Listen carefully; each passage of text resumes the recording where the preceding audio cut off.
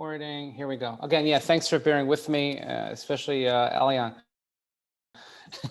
because as everyone, we're all remote learning this week. So I have, between running the full-time snack bar cafeteria and everybody using the Wi-Fi at the same time and everything. But this is what I'm doing today. This is the extent of my school, and I have my box, and we have. So I'm learning my Aleph base, but Baruch Hashem, I'm going through 5-year-old nursery. I'm doing quite well. But I don't color in the lines. Okay, continuing where we left off last week. So we left off, again, we discussed how Yaakov, even though he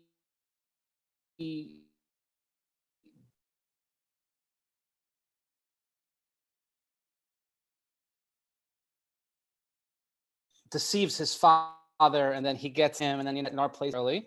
But at the same time, what happens is that God sort of like keeps it in abeyance, and we went all the way to the story of Purim. Where we left off, and this is going to be kind of put all this together, and this is something that's really fascinating, again, based on the teaching of Rabbi Foreman. It's phenomenal, in my opinion. He doesn't need my approbation. But we're going to see something that I had never seen before, and if I hadn't seen it before, I'm going to go out on a limb and say most of you haven't either. But that's just, that's just a conjecture. And why is it then that in the time of Mordechai and Esther, if God held his sort of punishment or retribution in abeyance, so why were they successful? Why were they victorious in that story? Why is it that they were able to overcome? But if you take it, it goes even a step further than that. So here's, I'm gonna share my screen. We're gonna go to the source sheet.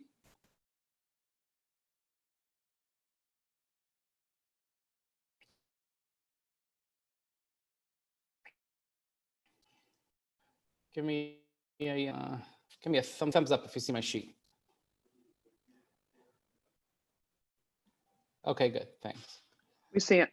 Okay, great. So this is perhaps the most pivotal pasuk of the entire Megillah right here. Vayomer Mordechai lahashiv el Esther al tidami benafshech lihimaleit beis hamelech. Mordechai has this message that he gives to Esther. And he says, don't think that you're going to escape just by because you're in the king's palace. Okay, so that's a common thing. Don't think that just because you're in the government or you have connections that when anti-Semitism comes and people want to kill you, they're going to take it easy on you. No. Ki'im hacharish tacharishi ba'es hazos revach v'hatzala yamod la'yodi b'makom acher v'atu beis avich tovedu umi yodei im l'eis kazos hi ga'at la'malchus. He says, on the contrary, if you stay silent in this crisis, relief and deliverance will come to the Jews from another quarter, while you and father's house will perish. And who knows, perhaps you have attained the royal position for just such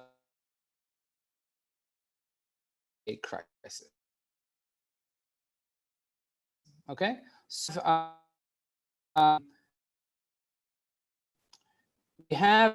we have here more who says to Esther, we're going to be fine. And that's really the question that we ask here. He says to her, look, this is the reason why you were placed in this position. Who knows if that's the reason? But ultimately speaking, if you stay silent, he says, Revach v'hatzala ya'amod la'yehudim mimakom acher. Relief and deliverance, here they translate it as, yes, relief and deliverance will come to you from somewhere else, and God will take care of us. How does Mordechai know? How does Mordechai know that relief and deliverance will come from somewhere else? How does he know that God is going to talk to him? In other words, how does he know that this is going to work out? He was a Navi, I think.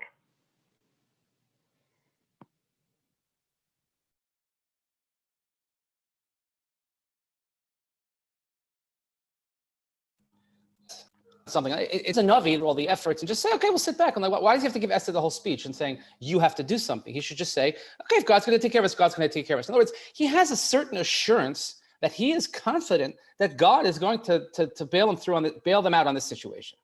So the way it looks is it's something like this, is that remember the whole thing first started because Yaakov steals the bracha from Esav. He causes Esav to cry. And as a result of that, he himself, we find him later on crying. And we saw the crying that it affected, first of all, his personal life. It affected, everything was great until it affected Yaakov personally. What was the first crying, Rashi said? Because he saw that he wouldn't be buried with his beloved Rachel. Okay? So that's point number one.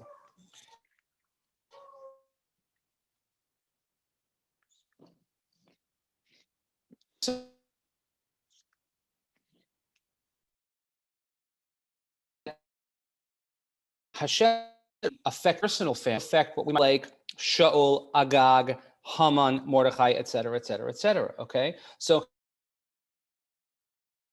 you had to plot them sort of on two different lines. There's the effect that you would have on Yaakov's personal family, and then there's the effect that Esav would have on Yaakov's descendants. Okay, so the question is like where's the resolution there? When do we see that everything is going to be okay? So here, the way we look at it is, if let's say there's a situation where in the future, when someone wants to destroy Yaakov's descendants, his larger community family, covenantal family, so to say, and also it intersects with the personal life of Rachel Imenu, that's where we have to figure out where there's resolution. And of course, that's the story of Purim, because first of all, Mordechai, Esther, Mordechai ben Yair ben Shimi ben Kish ish Yemini. Where is Mordechai from? What tribe? Benjamin. And Benjamin is, of course, the son of Rachel. The son of Rachel. So here we go, back to the son of, it's not only the descendants, the entire tribal community of Yaakov Avinu, very personally, it's the family of Rachel. Rachel is affected once again, her personally, meaning her family personally, because it's Mordechai and it's Esther, and therefore they have. So therefore, what Mordechai is, and here he says in the pasuk, he says, if you're quiet at this time, and look at the words very carefully, Revach v'hatzala yamod la'yudim makom echar. What does revach mean?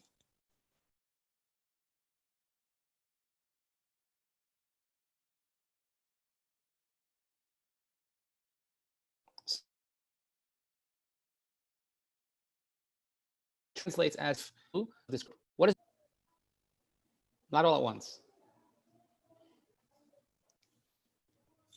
Revach means space.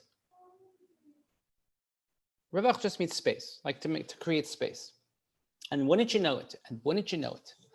There is only one other time in all of time that the word revach is used. Anybody want to guess where? That's right. Source number 2. Yaakov. So it's like Mordechai's. It's almost like Mordechai's quoting Yaakov Avinu. He says, "You want to know how I know that things are going to be okay? Revach is going to save us." What does revach mean? So revach, the first time and the only other time that we see it is here in Vayishlach. Yaakov is about to meet Esav after 20 some odd years. Okay, it's at least 20 years, maybe more. I don't know. He lines everybody up, and he knows Esav is coming. And it says in the pasuk in source number 2, Vayitain biad avadav eder levado. Vayomer el avadav ivru lefanai v'revach tasimu bein eder uvein eder. So he put in the charge of his servants, they went group by group, and he told the servants, he says, go ahead and keep, there it is, revach, in between all these groups that are coming. And by the way, each group had what with them? They had matanos, they had gifts, they have some sort of tribute that they wanted to give to Esav. What was there? It was a revach in between them. He put space in between them. So somehow, again, if there's only 2 times in Tanakh that that the word revach is being, it's funny, that the, Nancy says it sounds like social distancing. If this is the only time that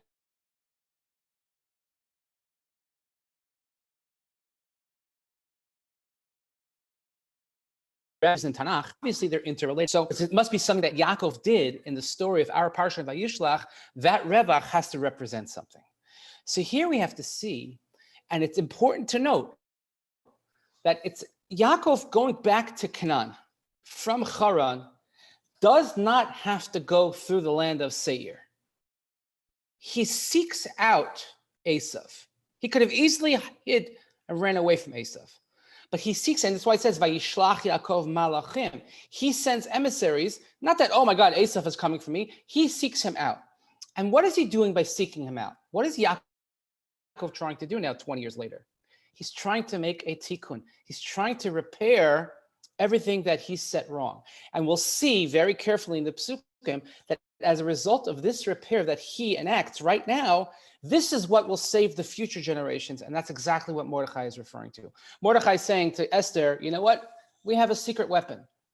The secret weapon's already in place. Yes, God held his judgment to our generation, but there was more to the story than just God holding out and not saying anything to Yaakov at that time. Yaakov also was active in this situation, and let's see exactly how. So let's look at the next sources. When a person says, Eder,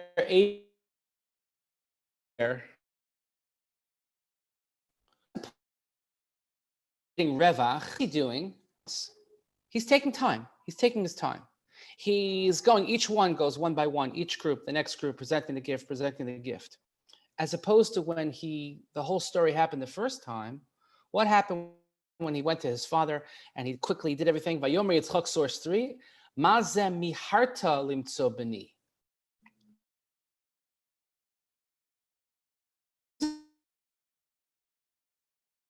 Everything so quickly. Everything he time around haphazardly. He didn't have time, and then how he muffed up the whole plan up. And he was being very deliberate. There's one group at a time. What did his mother tell him to do? And what did he prepare? Look at source number 4. In source number 4, Lechno elatzon lekachli misham shnei gedayei izim tovim. Go fetch me 2 choice kids. Shnei gedayei izim. When he goes and he sends tribute to Esav, what does he say? What does it say here? Source 5. He wants to give a mincha. He wants to give this offering to his brother Esav. Okay, these presents. What does he give? Izim masayim. How many izim? How many kids? 200. 200. He's giving 100 times what he had taken from Esav, so to say, to begin with, and he's giving it to him. Okay? So you see that he's trying to sort of reverse the process, or maybe undo the process, or maybe even repair the process. Okay? When what was the bracha that his father gave him? The bracha that his father gave him in source number 6, Ya'avducha amim v'yishtachavu lech.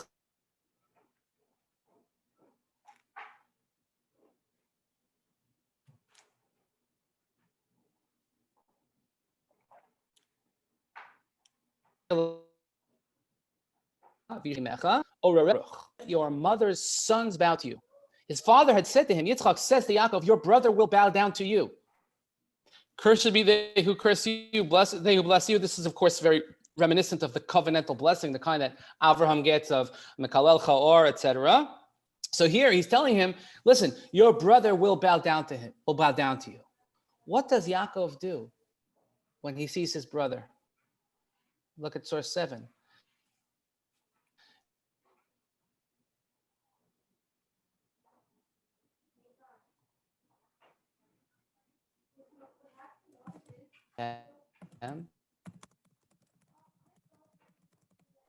Rabbi, you keep cutting out on the, Rabbi, you're cutting out a lot. I'm sorry, let me maybe move. Okay, maybe if you could try another Wi-Fi network, that would be great. It might be because you've got so many kids on Wi-Fi the same way I do. Of course, I I'm know. I'm on a MiFi right now. I hear you, Dina. Same way. I have my son downloading music for work, so that takes up an enormous Okay, amount of Wi-Fi. let's try that. Okay, well, let's hope this is better. Thank you. Okay, and then hopefully when this records, it'll be also like if anything gets lost, it'll be there. Yeah, it is. We're rocking a lot of devices right now, and so when he goes to his brother, the first thing he does is, and it's not once, it's 7-fold. He bows down to his brother. he bows down to his brother. Again, he's trying to undo, he's trying to reverse. Oh, my father gave me the bracha when he thought it was you. My father gave me this, and you're all angry about it. Here, I don't even want it. I'm giving you, here, I used 2 kids. I'm going to give you 100 times that. My father said you're going to bow down to me because I'm going to bow down to you. But isn't it a little bit dangerous when you show all your wealth and it shows that the bracha came true and it could be perceived as, why you showing me all this? You clearly took it from me. Is there a risk of that? I don't think it was necessarily about the wealth. And I mean, if Esav, it depends what Esav, we really don't know what it was that Esav wanted, what he thought he was getting. And we don't see that Esav is lacking either, by the way. You know, it's hard to know. We don't, because when we talk about what is it that Yaakov stole, we're not even sure.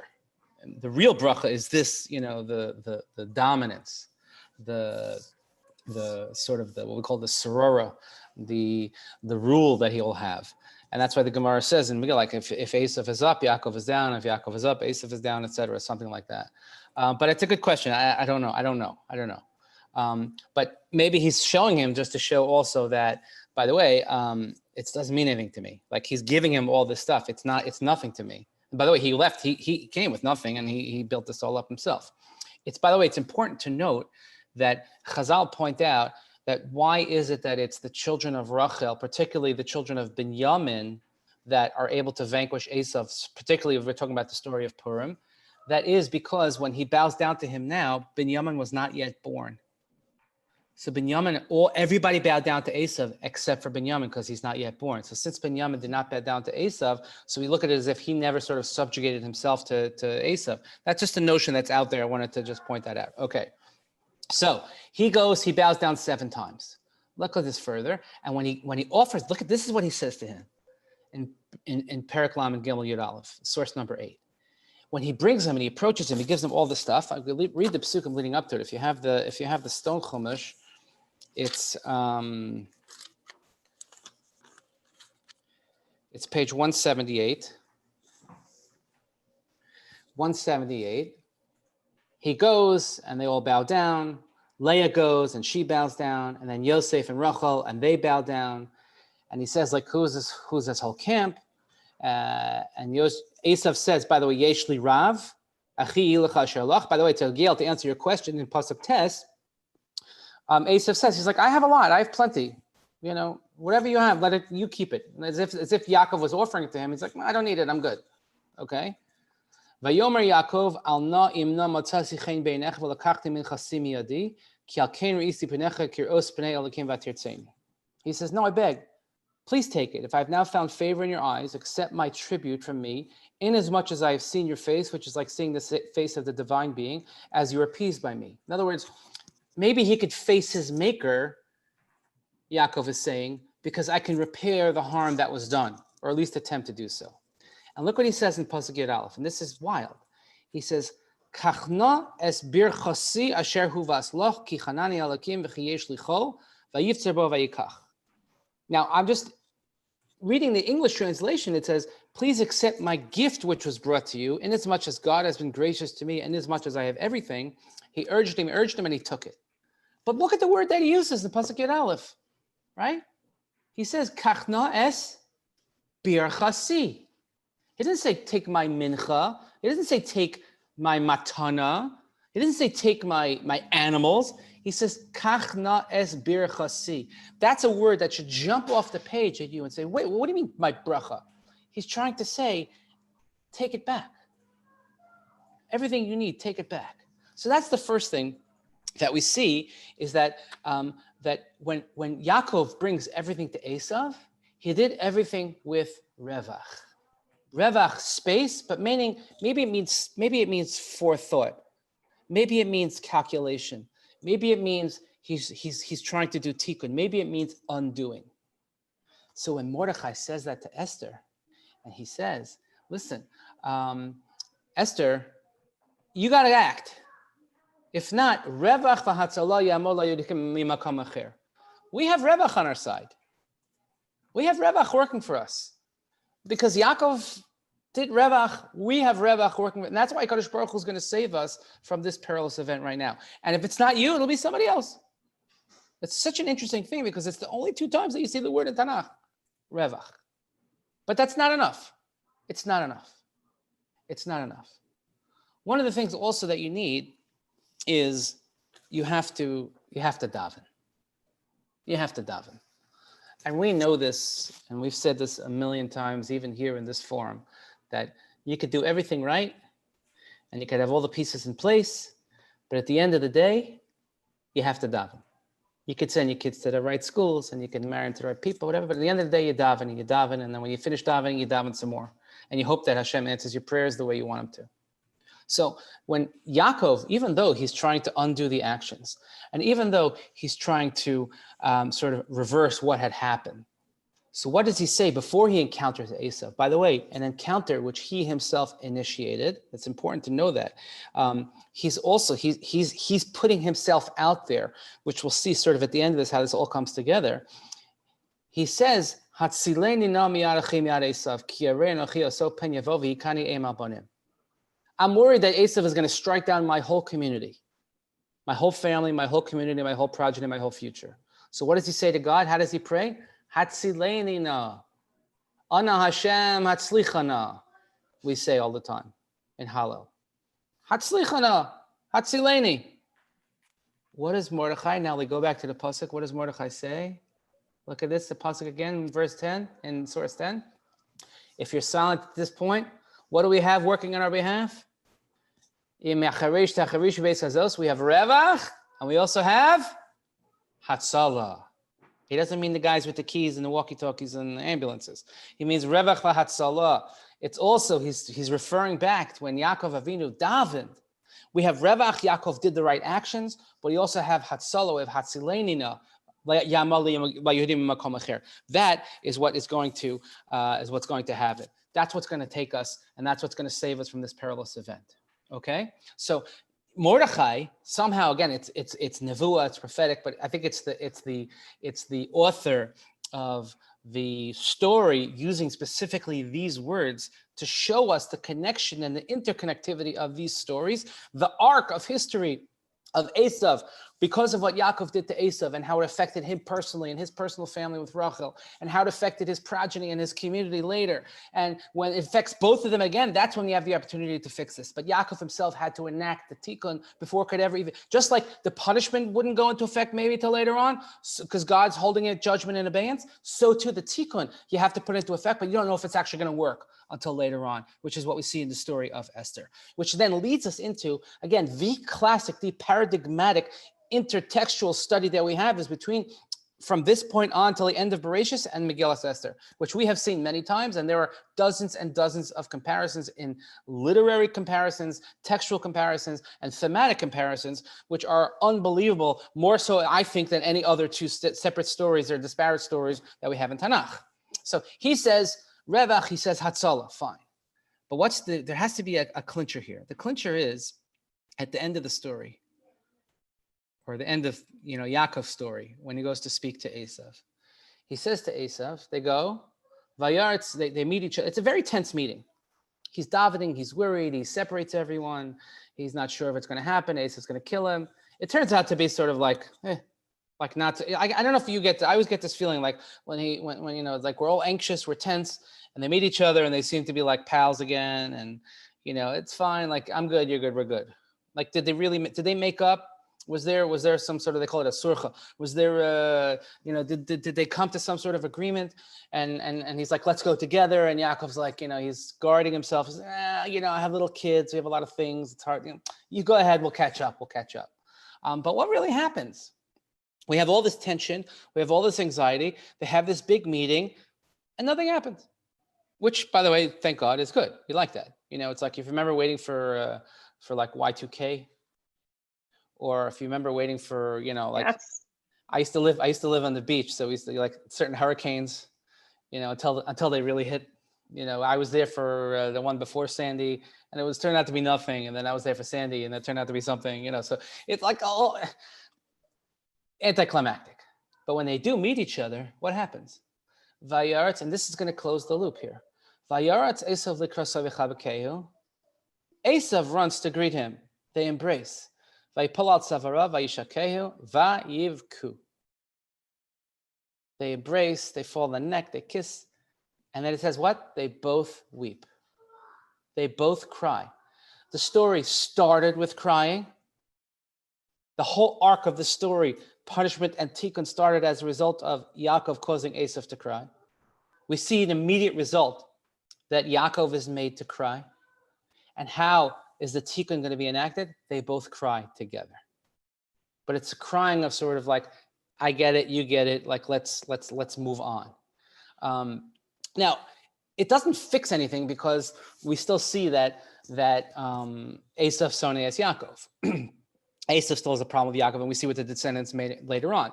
But the equipment is there. In other words, the tools are there in place, which will allow the Jewish people, or gives Mordechai the confidence to know, Esther, you got to do your part, but you know, we're going to be okay.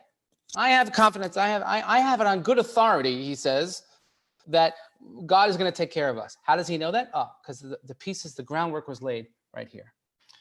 What's ironic also, and this is interesting, if we go back to Parshas Toldos, when we discussed the difference of